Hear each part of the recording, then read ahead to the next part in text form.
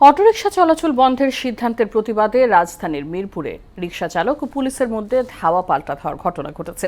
এ সময় বেশ কয়েকটি গাড়ি ভাঙচুর করে বিক্ষোভকারীরা। পুলিশ বিক্ষোভকারীদের ছত্রভঙ্গ করার প্রায় 5.5 ঘন্টা পর স্বাভাবিক হয় যান চলাচল।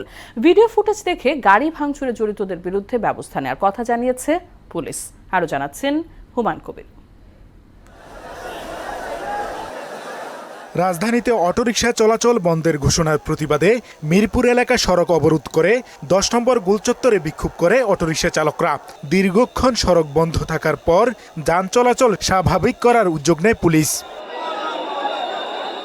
এই সময় বিক্ষোভকারীরা কয়েকটি গাড়ি ভাঙচুর করে এবং পুলিশের সঙ্গে সংঘর্ষে জড়িয়ে পড়ে। কিছু সময়ের জন্য চলে ধাওয়া পাল্টা ধাওয়া। এক পর্যায়ে পুলিশকে লক্ষ্য করে বিক্ষোভকারীরা ইট পাটকেল ছুড়লে তাদের ধাওয়া করে ছত্রভঙ্গ করে দেয় পুলিশ। ভিডিও ফুটেজ দেখে গাড়ি ভাঙচুরে জড়িতদের বিরুদ্ধে ব্যবস্থা নেওয়ার কথা জানান মিরপুর বিভাগের উপপুলিশ কমিশনার জসিমউদ্দিন মোল্লা।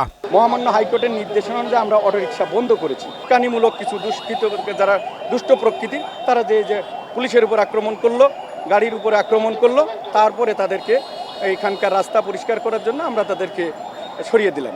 এর আগে সকাল 10:30টার দিকে মিরপুরের বিভিন্ন এলাকা থেকে 10 নম্বর গোলচত্বর এলাকা জড়ো হয়ে যান চলাচল বন্ধ করে দেন তারা।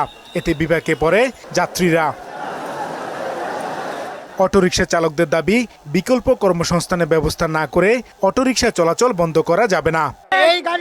সুদবিহীন ব্যাংকিং এ আত্মশুদ্ধির পথ এনআরবিসি ব্যাংকের ইসলামিক ব্যাংকিং আল আমিন। বন্ধ করতে হয় কেন আগে করেনি? হঠাৎ যদি আমরা বন্ধ করে দেই তাহলে আমরা কিভাবে চলবো?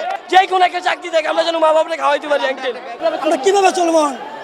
পাহাড়ে কোন আমরা রাস্তা ধরে দিতে কোন? কিছু সময়ের জন্য মিরপুর 10 নম্বর গোলচত্বর এলাকায় অচল করে দেয় তারা। আমি অটোরিকশা চালাই, ঠিক আছে, কিস্তির উপরে একটা গাড়ি তুলছি, এই গাড়িটা পর্যন্ত নিয়ে গেছে। এই অটোরিকশার উপরে 2 লাখ টাকা আমার দেনা। প্রত্যেক দিন মনে করেন 500 টাকা কিস্তি স্যার। এরপরে সংসার আছে, বাজার কইরা রুম ভাড়া দিয়ে সব চলতে হয়। আমি কর্ম করতে পারি না, আমি আর কিভাবে আমি চলবো? আমি তাহলে ব্যস্ততম এই এলাকা 5.5 ঘন্টার পর স্বাভাবিক হয় যান চলাচল। হুমায়ুন কবির, মোহনা সংবাদ, ঢাকা।